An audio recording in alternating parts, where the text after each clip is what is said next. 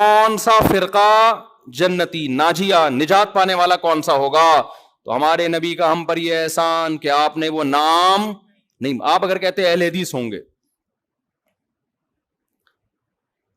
تو جمعے کی نماز میں ٹانگیں چوڑی کر کے پڑھاتا, میں زور سے آمین کہتا. ایسا ہی ہے نا. ہمارے نبی کہتے کہ وہ حنفی ہوں گے تو جتنے اہل حدیث ہیں وہ کیا بن جاتے؟ سارے حنفی بن جاتے. ہمارے نبی کہتے کہ وہ ہری پگڑی والے ہوں گے, اب تو انہوں نے بھی سفید کر دی پگڑی, تو ہم سب ہرے ہرے ہوتے یہاں پہ. کیا خیال ہے؟ پگڑی بھی ہری ہوتی, اور اب مجھے نہیں پتا ان کا کیا کیا ہرا ہوتا ہے, اللہ بہتر جانے. اور کیا ہرا ہوتا ہے؟ پین ہرا ہوتا جی, کنگھی ہری ہوتی ہے, شکریہ جی, ٹیوب لائٹ ہری. اچھا خیر, نبی فرماتے وہ دیوبندی ہوں گے تو سب لوگ اپنے نام کے ساتھ کیا لگاتے؟ دیوبندی. نبی فرماتے وہ شیعہ ہوں گے تو سب کیا بنے ہوتے؟ ہم محرم میں کالے کپڑے پہن کے بیٹھے ہوتے, سب اپنے آپ کو شیعہ ثابت کرنے میں لگے ہوتے. نبی نے علامت بتائی تاکہ ملتے جلتے ناموں سے دھوکہ نہ کھائیں, ناموں سے متاثر نہ ہو, نام کچھ بھی ہو. اول تو ہمارا نام مسلم رکھ دیا ہے قرآن نے, تو ہم سب کیا ہیں؟ مسلم ہیں, جس کو اردو میں مسلمان کہا جاتا ہے. ہمیں کسی اور شناخت کی بالکل ضرورت نہیں ہے. سوال پیدا ہوتا ہے پھر یہ مشہور کیسے ہو گئے دیوبندی بریلوی؟ میں بار بار کہتا ہوں یہ لوگوں نے نام دیے ہیں آسانی کے لیے. مثال کے یہ لوگ کیوں نام دیتے ہیں؟ آپ کہیں رشتہ لینے کے لیے جائیں, لڑکی والے آپ کا کانسیپٹ پوچھنا چاہتے ہیں کہ یہ میلاد شریف والا ہے, تیجے 40 میں والا ہے, ربیع الاول میں پروگرام والا ہے, یا یہ والا نہیں ہے. اب وہ پوری ڈیٹیل پوچھیں تمہارا عقیدہ کیا ہے, پوری ڈیٹیل کے بجائے شارٹ نام رکھا ہوا, بھائی جو یہ کرتے ہیں ان کو بریلوی کہا جاتا ہے, جو یہ نہیں کرتے ان کو کیا کہا جاتا ہے؟ دیوبندی. تو ان شارٹ وہ انہوں نے, کیونکہ مسلمان تو دونوں ہی کہلاتے ہیں نا. ایک صاحب مجھے کہنے لگے آپ حنفی کیوں ہیں, آپ مسلم کیوں نہیں ہیں؟ میں نے کہا ہم حنفی شافی کے مقابلے میں ہیں, غیر مسلم کے مقابلے میں ہم مسلم ہیں. ہم دیوبندی بریلوی کے مقابلے میں کہلاتے ہیں, غیر مسلم کے مقابلے میں تھوڑی ہم دیوبندی ہیں, تو مسلم ہیں. تو اللہ نے ہمارا نام مسلم غیر مسلم کے مقابلے میں رکھا ہے. باقی نام بھی ہم نے نہیں رکھے, پبلک نے اپنی آسانی کے لیے رکھے, پھر وہ مشہور ہو گئے. ورنہ نہ دیوبندیت میں کچھ ہے نہ بریلویت میں کچھ ہے. اصل میں تو وہ علامت جو نبی بیان کر رہے ہیں, وہ علامت جس میں پائی جائے گی, خواہ وہ دیوبندیت کے نام سے ہو, اہل حدیث کے نام سے ہو, بریلوی کے نام سے ہو, شیعہ کے نام سے ہو, سنی, اس سے کوئی فرق نہیں پڑتا. نام تو وہی دینا چاہیے مسلم. لیکن میں بتا رہا ہوں لوگ اپنی آسانی کے لیے نام دیتے ہیں. کس مکتبہ فکر سے آپ کا تعلق ہے, تاکہ ان شارٹ بات ہو جائے نا. تو نام نبی قرآن نے ہمیں مسلم دیا, اور علامت کیا بتائی؟ صحابہ نے پوچھا یا رسول اللہ کیا کون سا فرقہ؟ آپ نے فرمایا ما انا علیہ و اصحابی. کیا بلاغت ہے یار اس کلام میں, سارے فرقوں کا پول پٹیاں کھول دی. آپ نے یہ نہیں فرمایا جو قرآن کو فالو کرے گا, یہ نہیں فرمایا, کیونکہ ہر فرقہ نسبت کہاں کرتا ہے؟ کیونکہ قرآن تو سب کی بیس ہے نا, قرآن ہی سے نکل گئے. کیا خیال ہے بھائی؟ ایک فرقہ مسلمانوں میں آئے اور کہ میں تورات کو مانتا ہوں, قرآن کو نہیں مانتا ہوں. تو ہے ہی نہیں, تو کسی کھاتے میں ہے ہی نہیں, نکل یہاں سے. بیس تو قرآن ہے, اور قرآن کو ماننا بھی ضروری, اس کو فالو کرنا بھی. لیکن فرقوں میں جب فرق کیا جا رہا ہے تو قرآن کا تذکرہ نہیں. ما انا علیہ, جس پر میرا عمل میں چلوں, تو نبی جس پر چلے اس کو تو حدیث کہا جاتا ہے.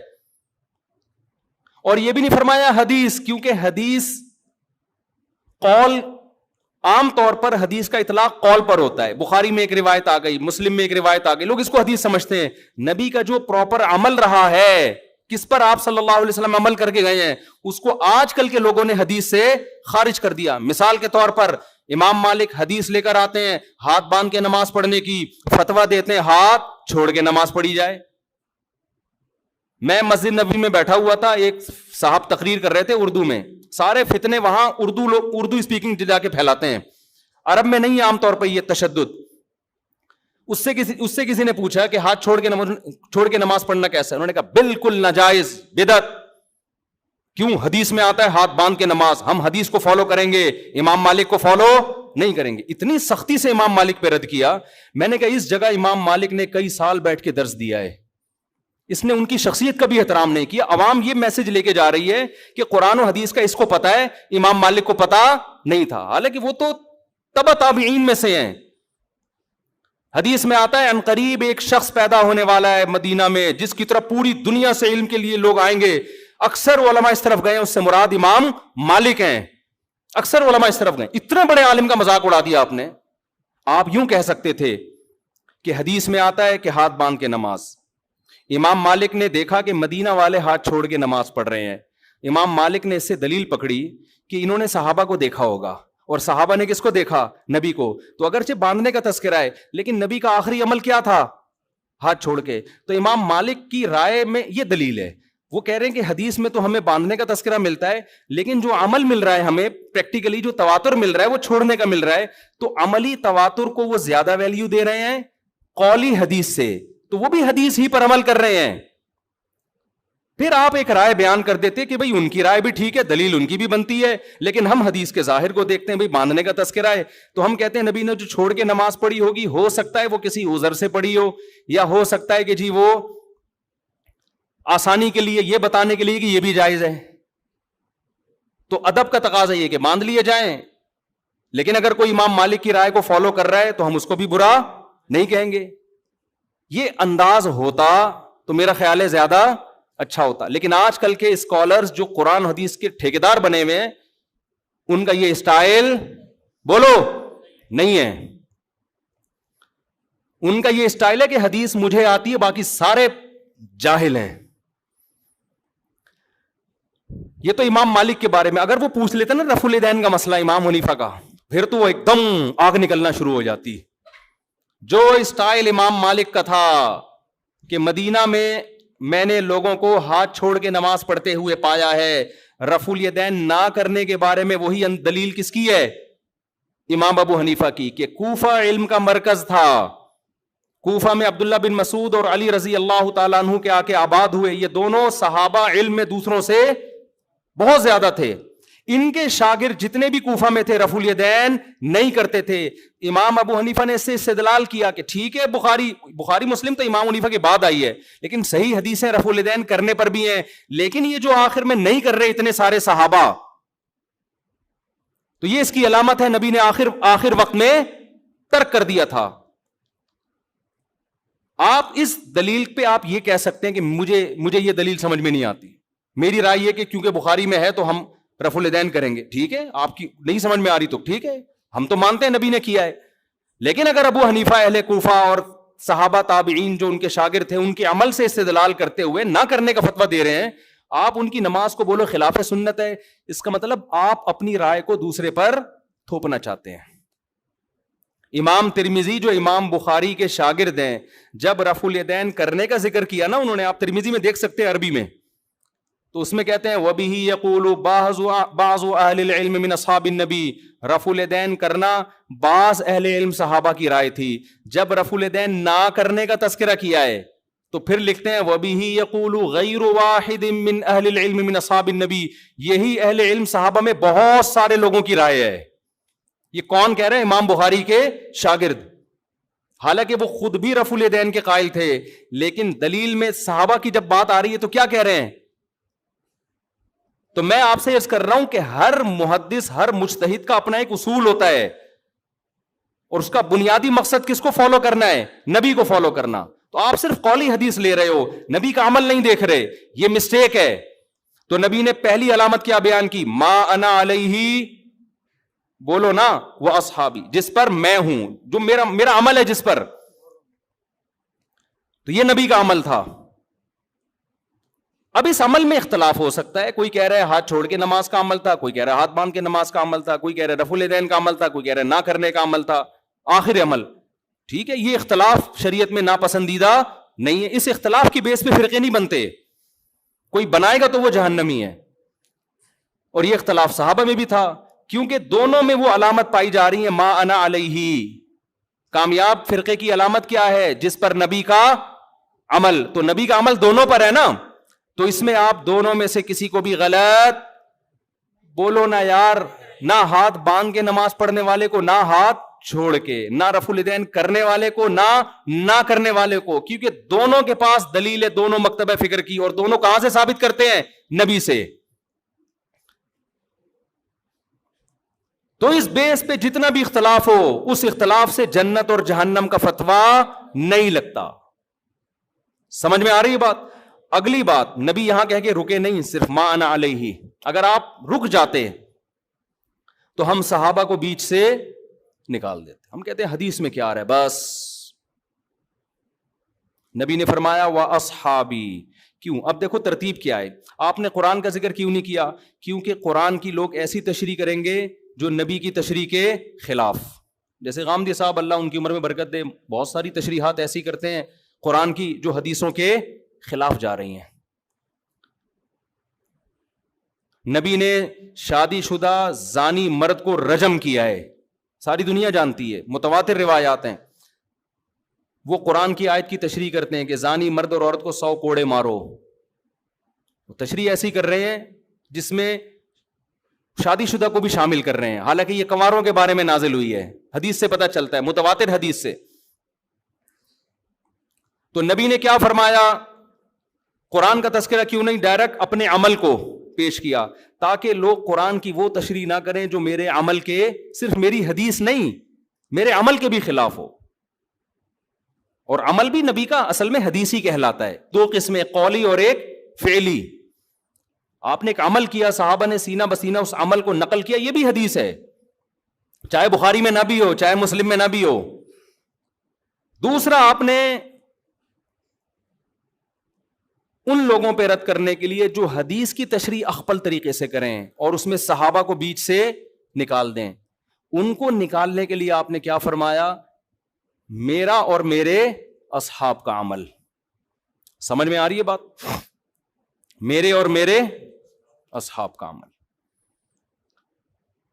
کیا مطلب؟ ایسے فرقے آئیں گے جو قرآن کی تشریح اخپل طریقے سے کریں گے، حدیث کو بیچ سے نکال دیں گے، یہ بھی جہنمی، چاہے وہ اپنے آپ کو صبح و شام اہل قرآن کہتے ہوں. لیبل جو منکرین حدیث ہیں ان کا پتہ ہے اپنے فرقے کا نام کیا رکھا ہے؟ اہل قرآن.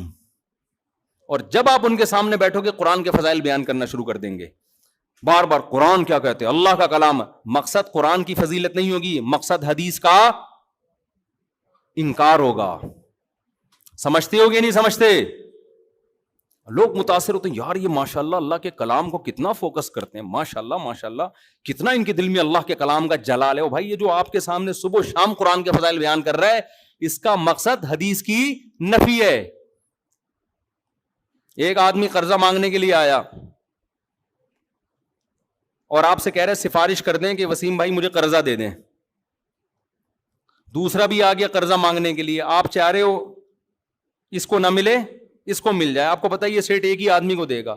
اب آپ نے دوسرے کی بے پناہ تعریفیں شروع کر دیں، تو یہ تعریفوں میں ضمناً دوسرے کی کیا ہے؟ برائی ہے.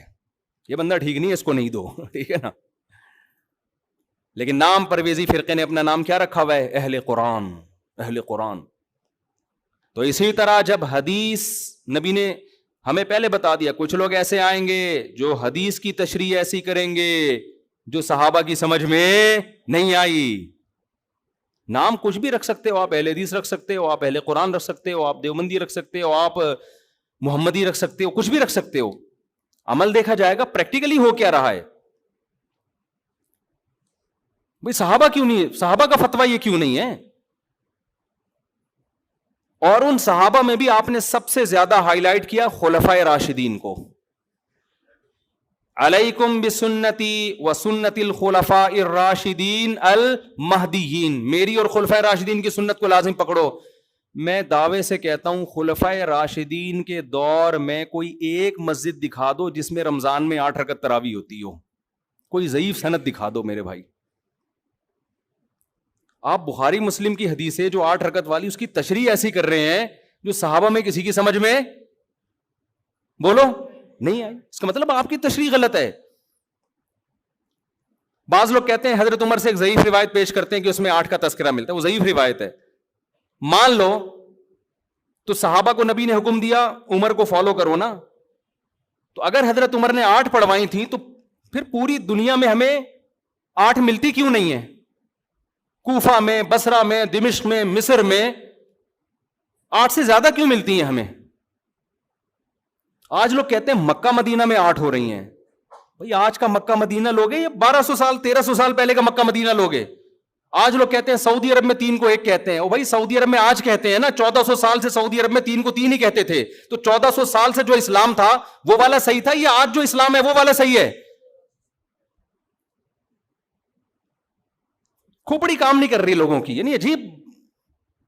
ایک صاحب مجھے کہنے لگے آپ لوگ پتہ نہیں کیا باتیں کرتے ہو، وہاں تو مصر میں بھی 3 طلاق کا 1 ہو گئی ہے، سوڈان میں بھی 3 1 ہو گئی ہیں، اور پاکستان میں بھی ہو رہی ہیں قانونی. اور میں نے کہا یہ اب ہو رہی ہیں. اسلام آج آئے 1400 سال پہلے آیا تھا. اب ہونا اس کی علامت ہے کہ اب تک نہیں تھا، اب تک 3 ہی تھیں. لوگ کہتے ہیں پوری دنیا میں 8 تراویح ہو رہی ہے، آپ لوگ کو پتہ نہیں کیا 20 پڑھ رہے ہو. کب سے شروع ہوئی ہیں 8؟ آپ 100-150 سال پہلے تاریخ کی کتابیں اٹھا کے دیکھو، پوری دنیا میں 20 سے کم کہیں بھی 1 رکعت بھی نہیں ہوتی تھی. تو بعد میں چینج ہوئی ہے. اب جو چینجنگ ہو رہی ہے وہ قابل قبول نہیں ہے. اب تو چینج اب تھوڑی لوگ. عبداللہ بن مسعود کا مشہور قول ہے من کان منکم مستنن فلیستن بمن قد مات. جو تم میں فالو کرنا چاہتا ہے پہلوں کو فالو کرے، اس لیے کہ زندہ لوگوں کے بارے میں یہ خوف ہے کہ وہ فتنے سے محفوظ نہیں ہے. زندہ لوگ بک بھی جاتے ہیں، ان کے اپنے مفاد بھی ہوتے ہیں، سیاسی مفاد بھی ہوتے ہیں، حکومتی دباؤ بھی ہوتا ہے. اب حرمین میں کہہ رہے ہیں 10 رکعت تراویح ہو گئی. بھائی کیا پتا بادشاہ نے ایک آرڈر دیا ہو کہ 10 ہوں گی. ہمارے ایک دوست وہاں فجر کی نماز کا ٹائم داخل، اقامت ہو رہی، بیٹھے ہوئے ہیں. میں نے کہا بھائی نماز کھڑی ہو رہی ہے، مسجد نبوی میں پڑھو. کہہ رہے ہیں پتہ نہیں کہ ایسا نہ عمر ملک ہو، بادشاہ کا حکم ہو وقت سے پہلے پڑھنے کا، تو میں پہلے اپلیکیشن میں دیکھ لوں ٹائم داخل بھی ہوا کہ نہیں ہوا. خیر وہ تو تھوڑا انہوں نے غلو کر دیا، لیکن وہ ڈر گئے تھے نا یار کہ ایسا نہ ہو کہ بادشاہ سلامت میں کچھ بھی حکم دے دیا ہو. ایسا ہوتا نہیں ہے کہ بادشاہ سلامت ٹائم سے پہلے نماز پڑھنے کا آرڈر دے دے. لیکن آپ کیسے یہ کہہ سکتے ہو کہ یہ عرب علماء کا فتویٰ ہے؟ اگر چند کا ہے بھی تو ہمارے لیے